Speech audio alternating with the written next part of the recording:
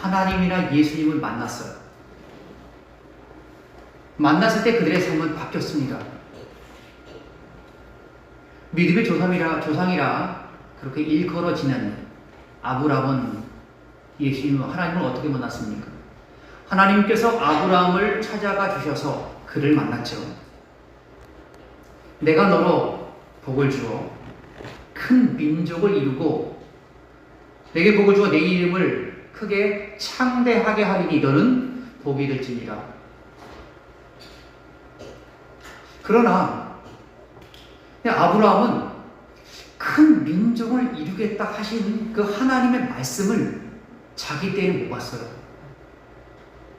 내가 네게 지시할 땅으로 가라 라고 말씀하셨지만 그 땅이 어느 땅인지 전혀 알 수 없었습니다.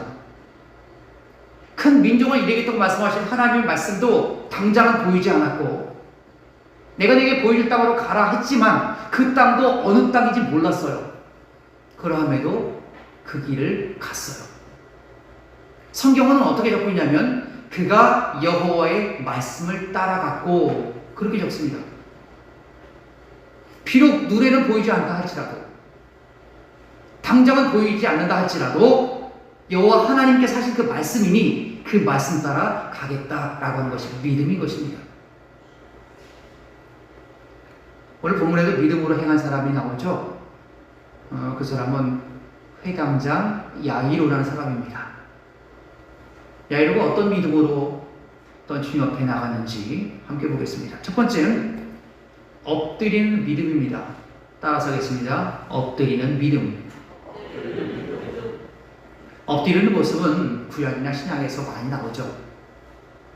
하여튼 만난 사람만, 예수님과 하나님 만난 사람마다 엎드리게 돼요. 심지어 하나님께서 보내주신 주님의 사자, 천사를 만나고 엎드리는 거예요. 아브라함이 그랬고 모세가 그랬고 여호수아와 모든 믿음의 사람들이 다 하나님 앞에 엎드렸습니다. 이 엎드린다라고 하는 것은 인간이 할 수 있는 최대한의 낮아지는 거예요. 이마를 땅에다 대는 거죠. 코와 이마를 땅에다 대는 겁니다. 땅에 대면 어떻습니까? 자기는 그만큼 낮아지는 거죠. 상대방은 그만큼 높아지는 것. 이게 바로 엎드리는 것입니다. 오늘 엎드린 믿음의 사람이 있는데요. 그 사람이 바로 회당장 야이로입니다. 22절 보겠습니다. 22절 함께 봉독합니다. 시작. 회당장 중에 하나인 야이로라 하는 이가 와서 예수를 보고 발 아래 엎드리어 아멘. 회당장 중에 하나인. 그럼 회당장은 여러 명 있다는 것을 아시겠죠? 누가에서는 회당의 장 이렇게 얘기합니다. 당시 회당에는 그 레위 족속 이외의 그 족속에서 회당을 관리하는 그 관리인을 두었습니다. 그 수가 10명인데요. 그 10명 중에서 3명을 뽑아요. 그 사람에게 회당의 장의 직분을 맡기는 거예요. 그러니 22절 처음에 회당장 중에 하나인이라고 할 때는 바로 그 3명 중에 하나다라는 것을 알 수 있죠. 회당장은 회당의 전반적인 것을 다 주관해요. 모든 시설부터 시작해갖고 그들이 드려지는 모든 교육과 모든 걸 다 관장하는 사람이 바로 회당장입니다. 그러하기 때문에 아무나 세우지 않죠. 덕망이 있고 존경을 받을 만한 사람을 회당의 장으로 그렇게 삼습니다. 그 사람이 누굽니까? 야이로예요. 근데 그가 와서 예수를 보고 발 아래 엎드렸어요. 예수님은 회당의 장도 아니에요. 회당의 어떤 역할도 맡지 않았어요. 젊은 30대 초반의 청년이에요. 회당의 장은 결혼도 하고 어느 정도 덕망이 있고 하기 때문에 젊은 사람보다 조금 연세 있는 사람을 세우는 경향이 있죠. 그러면 회당장이 볼 때는 자기보다 어려요. 자기보다 직함이 없어요.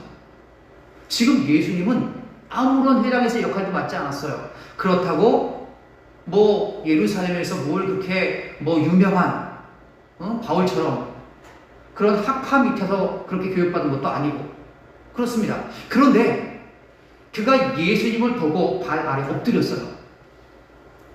이 그의 행동, 우리가 엎드렸다라고 하는 그 행동을 통해서 볼 때에 자기가 낮아지는 거잖아요. 자기 이마를 땅에 대는 것은요, 정말 대단한 그런 결정이고 행동이에요. 그런데 자기보다 어린 예수님, 아무런 직책이 없는 예수님 앞에 그가 엎드렸다는 것은 그가 그 믿음 가운데, 그 마음 가운데 믿음이 있는데 어떤 믿음이 있냐면 23절 보겠습니다. 간곡히 구하여 이르되 내 어린 딸이 죽게 되었사오니 오셔서 그 위에 손을 얹으사 그로 구원을 받아 살게 하소서라고 구합니다.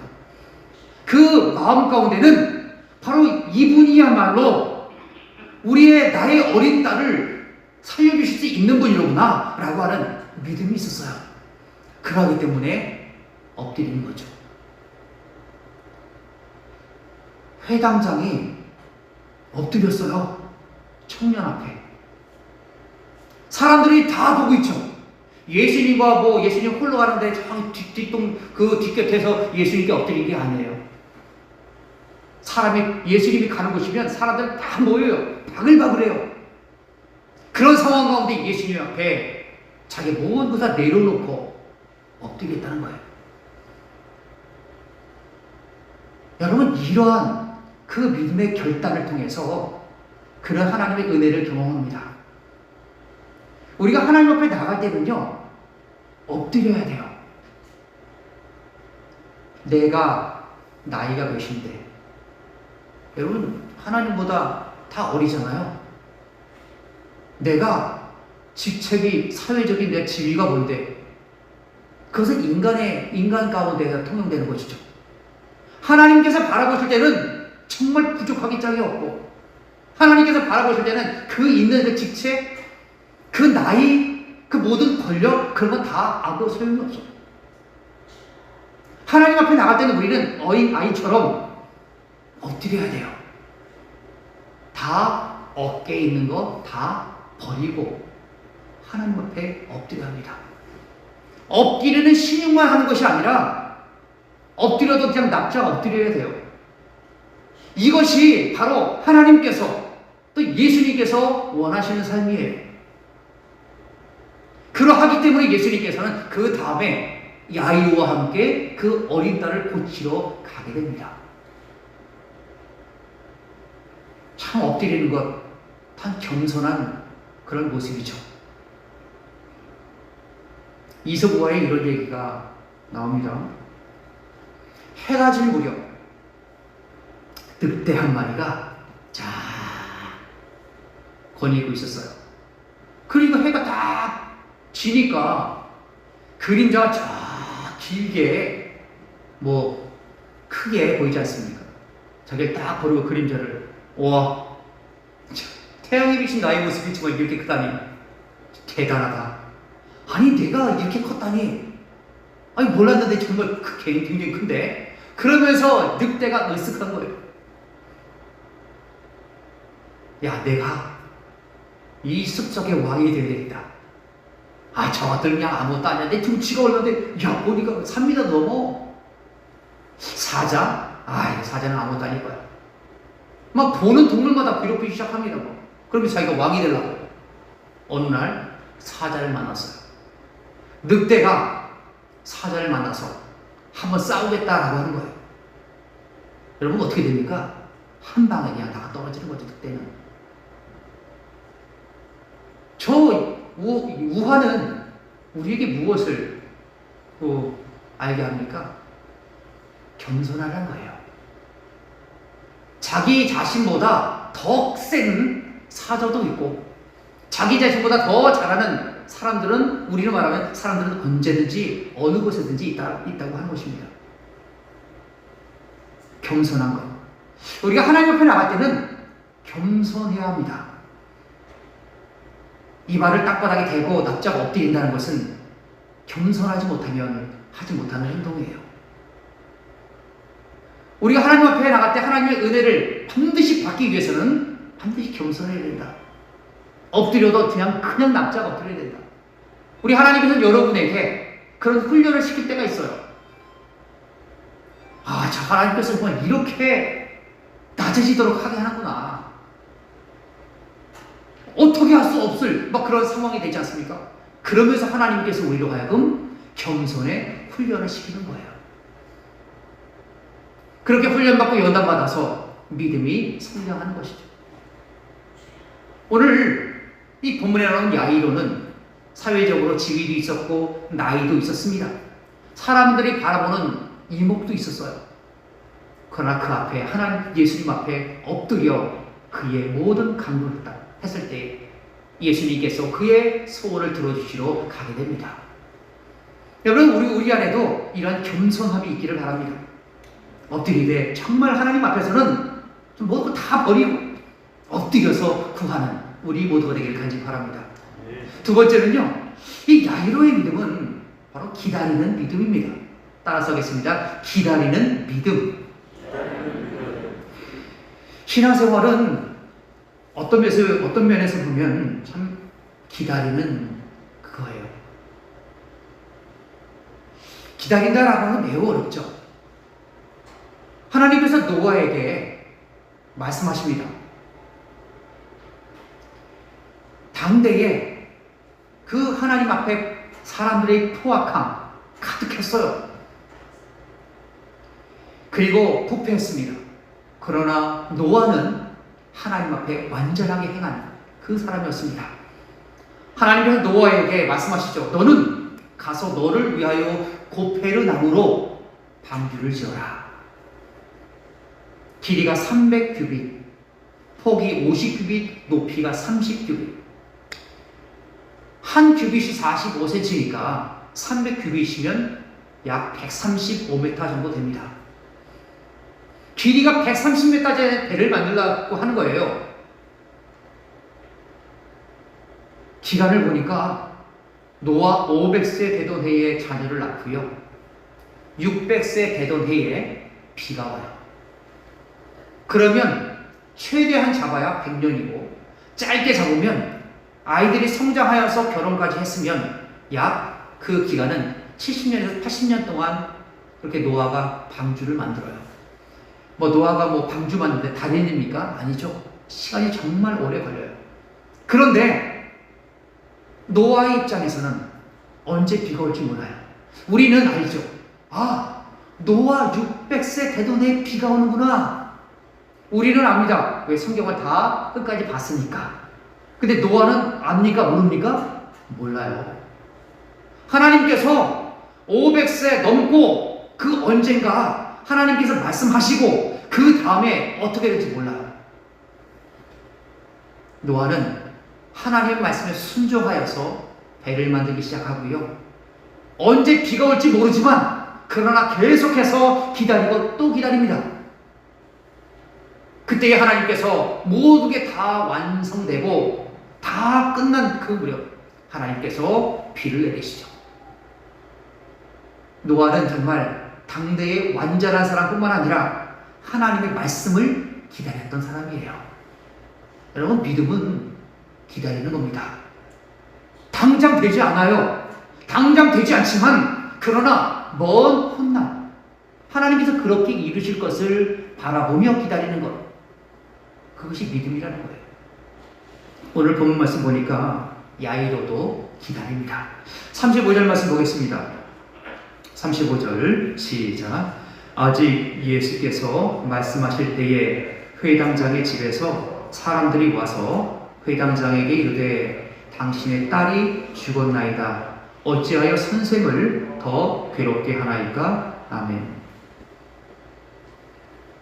예수님 앞에, 예수님의 발 아래 납작 엎드렸어요.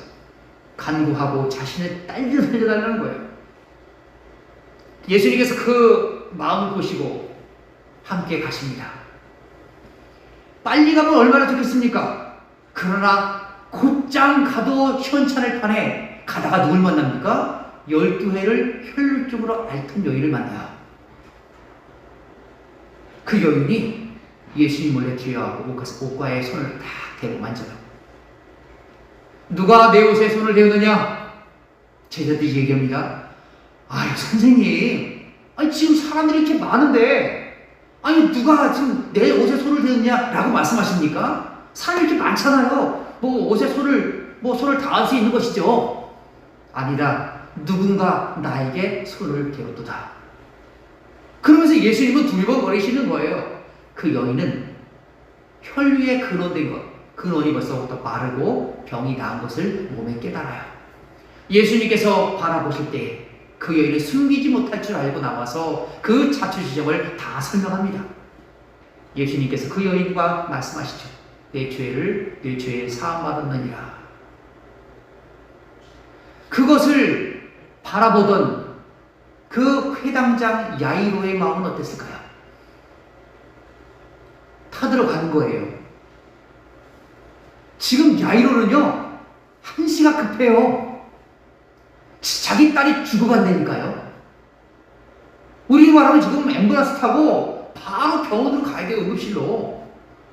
근데 예수님께서는 지금 한가롭게, 봐도 저 여인은 12년 동안 저 병을 앓았으니까 오늘 안 고쳐도 되는 거잖아요. 내일 고쳐도 되고 내일 모레 고쳐도 되는 거예요. 12년 동안 그렇게 아팠으니까. 근데 자기 딸은 어떻게 됩니까? 금방 죽어버리는 거예요. 그런 모습을 바라보고 있던 그 야이로의 마음은 정말 많이 힘들었어요. 그런데요, 기다립니다. 기다려요. 그런데 기다렸는데 35절에 이런 소식이 들려오죠. 회당장의 집에서 사람을 보내요. 당신의 딸이 죽었나이다. 어찌하여 선생을 더 괴롭게 하나이까?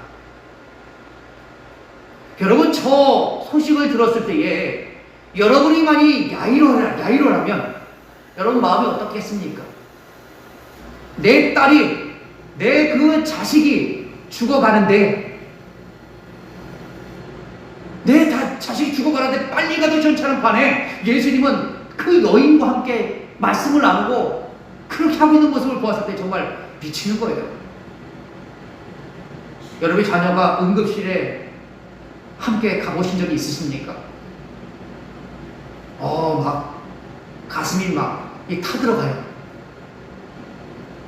그때는 뭐가 있습니까? 신호등 뭐 있습니까? 그냥 가는 거예요, 그냥. 신호등 무시하고 그냥 가는 거예요. 나중에 걸리면 헐 내면 되죠. 그 중요한 건 무엇입니까?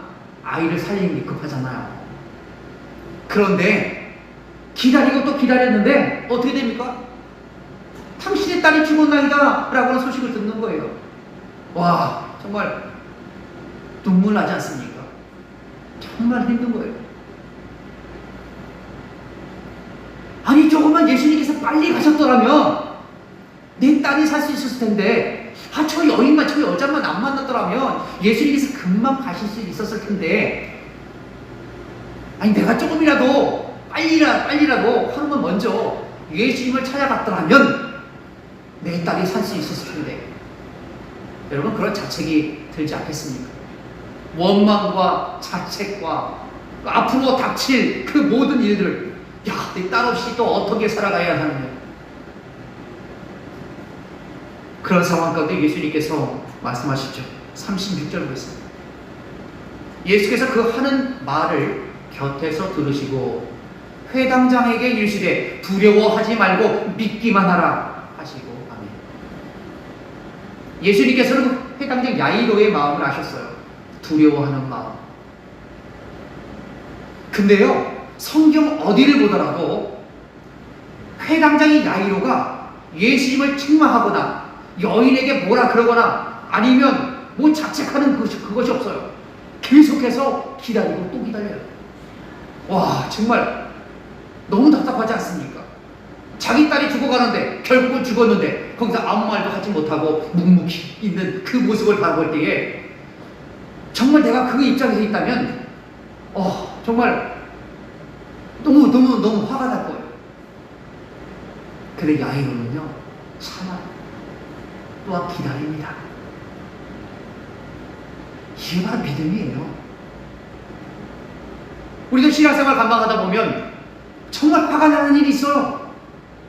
내가 이렇게 하고 싶은데 이렇게 안 될 때, 또는 의견이 충돌될 때, 여러분 그때마다 우리 들은 생각은 와 정말 화가 나고 막 그렇죠? 그런 마음이 될 때가 반드시 있습니다. 참아야 합니다. 기다려야 돼요.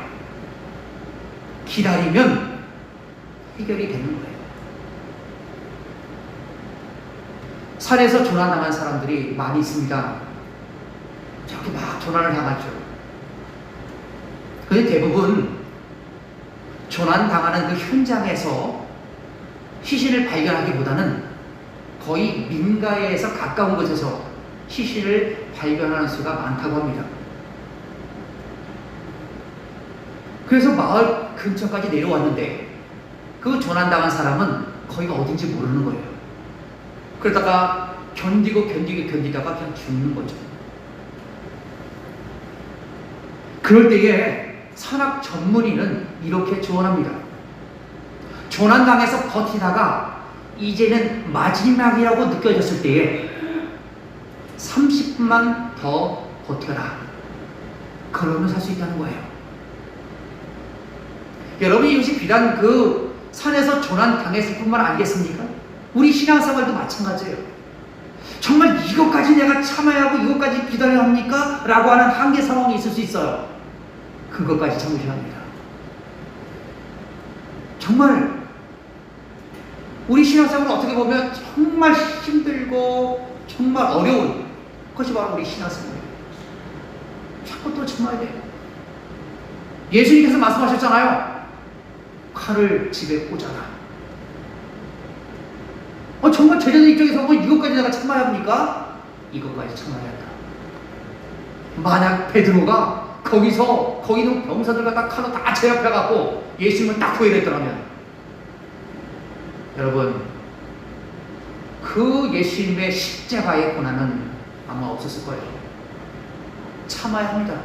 참을 때에 하나님의 은혜가 임하는 것이고, 참고 기다리는 자에게 하나님의 인도하심이 있는 거예요. 오늘로 길이 참고 오늘로 믿음으로 하나님 앞에 나가는 귀한 삶이 우리 안에 있기를 간절히 바랍니다. 세 번째, 이 야이로의 믿음은 순종하는 믿음입니다. 따라서 하겠습니다. 순종하는 믿음. 순종이란 다른 사람, 즉 나보다 윗사람의 생각이나 그 판단, 그것을 내 생각과 다르다 할지라도 그대로 따라가는 것 라고 사전에서는 그렇게 얘기합니다. 그게 순종이에요. 성령 하나님께서 마가다락방에서 있는 120여 명 가운데 충만히 임하셨습니다. 그 가운데 빌립이라고 하는 사람이 있죠. 초대교회에 정말 성령이 충만하고 칭찬받는 사람 7을 택하라. 그 안에 빌립이 들어가요. 그래서 빌립 집사님입니다. 주님의 사자가 빌립 집사님에게 이 얘기해요. 일어나서 남쪽으로 내려가서 예루살렘으로 가사로 내려가는 길까지 가라. 그런데 성경 뒤에 보니까 그 길은 광야라. 그렇게 적고 있어요. 광야를 나보고 가라고? 여러분 같으면 광야 길을 가라라고 할 때 가시겠습니까? 광야는 어떤 길입니까? 사람이 살지 않는 곳이에요.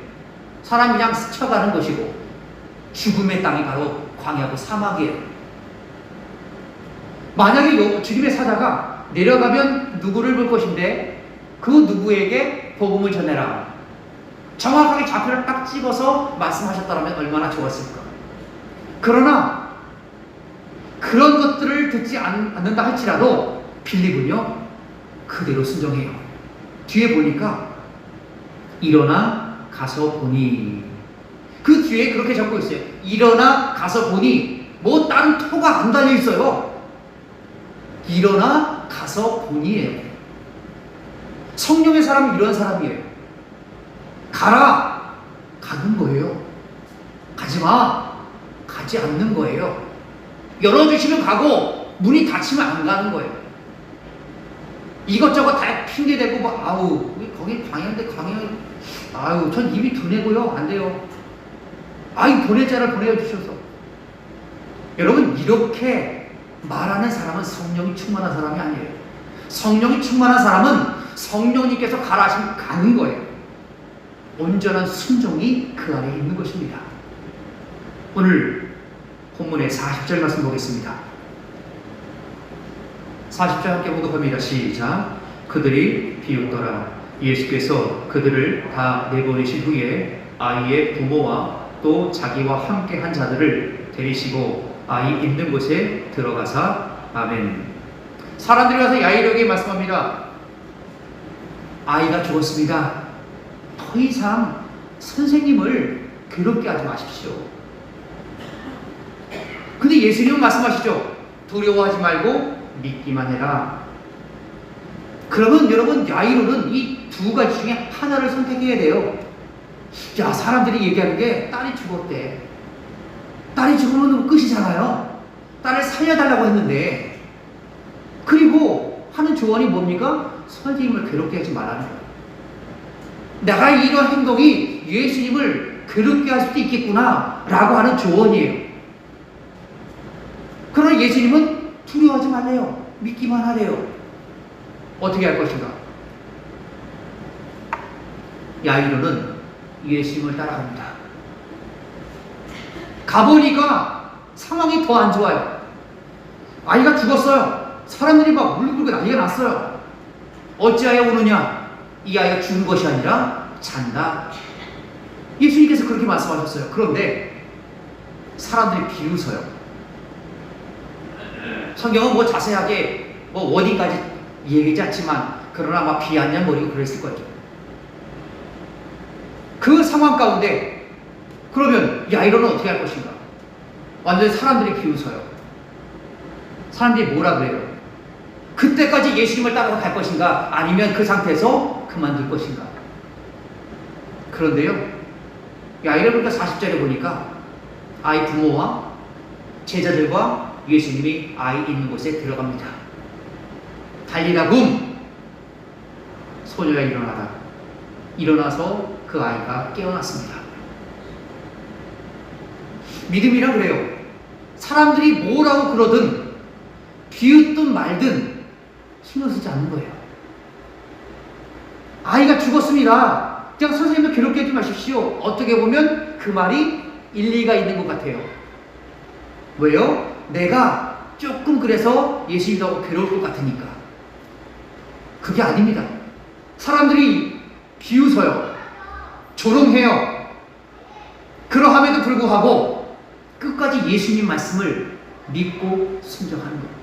이게 믿음이에요. 우리 믿음 생활을 감당할 때 사람들이 그러지 않습니까? 야, 아니 뭐 일요일에 어딜 그렇게 가냐. 코로나인데. 사람들이 막 뭐라 그럽니다. 여러분, 사람들이 우리 인생을 살아주지는 않습니다. 내 인생은 내가 결정하여 사는 것이고요. 신앙도 마찬가지입니다. 야이로가 만약에 사람들의 말에 귀를 기울였더라면 어떻게 됐습니까? 하나님의 은혜를 경험하지 못하는 거예요. 두려워하지 말아라. 믿기만 해라. 우리 주님 오늘도 우리에게 말씀하십니다. 두려워하지 마십시오. 뭘 그렇게 두려워하십니까? 우리 뒤에는 누가 계십니까? 하나님 예수님이 계세요. 우리 예수님께서 오늘도 우리에게 말씀하십니다. 엎드려서 나와라. 하나님 앞에 나갈 때는 납작 엎드려 합니다. 겸손하게 우리 하나님께 나가죠. 기다리십시오. 당장 아니라 할지라도 기다리는 것이 바로 믿음이고요. 내 생각과 사람들이 모든 말하는 것과 다르다 할지라도 끝까지 주님 말씀을 믿고 나가는 것이 바로 순종의 믿음인 것입니다. 오늘도 우리 안에 이런 믿음의 귀한 은혜가 있기를 간절히 바랍니다. 다 함께 기도하겠습니다. 오늘 오신 아버지 하나님 감사합니다. 오늘도 우리에게 또한 귀한 믿음을 허락하여 주옵소서. 엎드리되 하나님께 납작 엎드릴 수 있게 하시고 순종할 수 있게 도와주시며 하나님의 인도하심까지 길이 참고 또 참을 수 있도록 인도하여 주시옵소서. 주님, 그리하여 성숙한 믿음으로 하나님께 영광 돌리는 귀한 삶이 우리 안에 있도록 인도하여 주옵소서. 이 모든 말씀 예수님의 이름으로 간절히 기도하옵나이다. 아멘.